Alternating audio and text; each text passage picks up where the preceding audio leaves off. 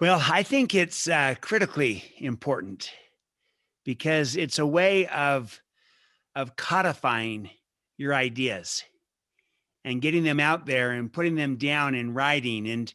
And while you can do it without the book accelerates everything. It brings more legitimacy to it. It also brings a higher level of credibility to it.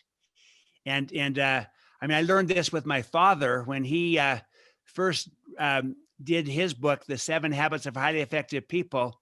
Before the book came out, he was teaching 7 Habits courses, really all around the world in different places.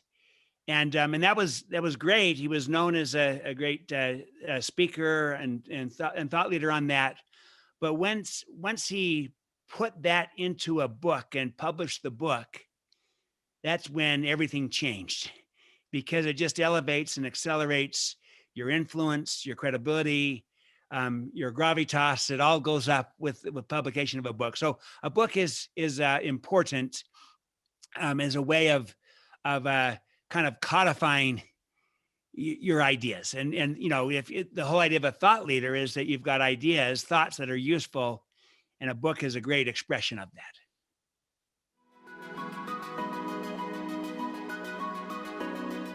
Maybe get some writing help. And because the most important thing for a book is the ideas.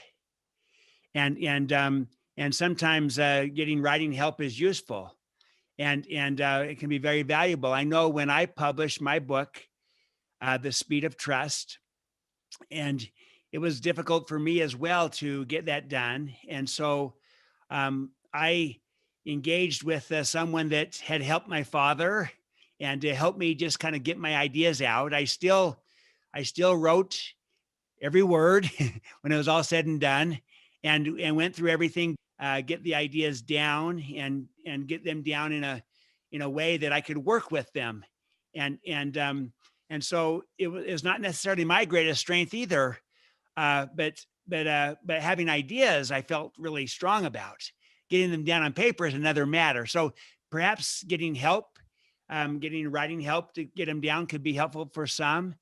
And I think for others, it's a matter of another thing I learned in writing both The Speed of Trust and Smart Trust, another book I wrote, is that it's very easy to kind of stay in the idea phase and do a lot of research, and that's more fun. It's enjoyable.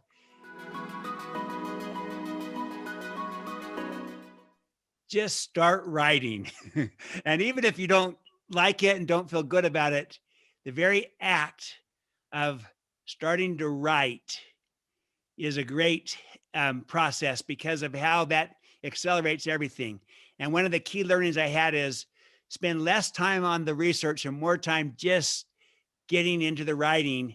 And once you do it, it becomes easier. And then it becomes easier as you continue. But it's always hard to take that first step to go from the research to the writing. And those first attempts are difficult and challenging and sometimes even clumsy. But the very act of doing that will accelerate the writing process. So that, at least that's true for me. But I've also learned that for everyone is different. And for some, it might be that this isn't a challenge at all. And for others, it might be a huge challenge. But I do believe, to your very first question, that there's a great power of getting your ideas down in a book form. And it's still very much used and very powerful. And I know that my world changed when I actually wrote The Speed of Trust and had a book to be able to say, here's my ideas, and I can speak about them too. But they're codified in this book, and that was really helpful. So there's an expression that goes, when someone asks me the question, Stephen, do you like writing? And my response is, I like having written.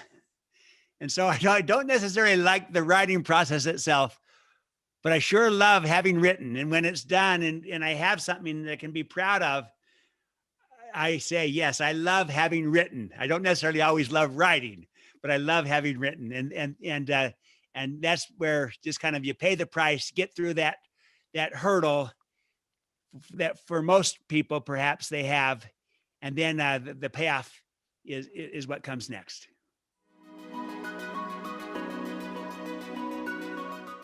It's exciting to see what you're doing, Mustafa, and to see the various different authors that you've brought in, the books that you've published, and the influence that Passionpreneur Publishing is having on the world. That's exciting. Well Love done. it.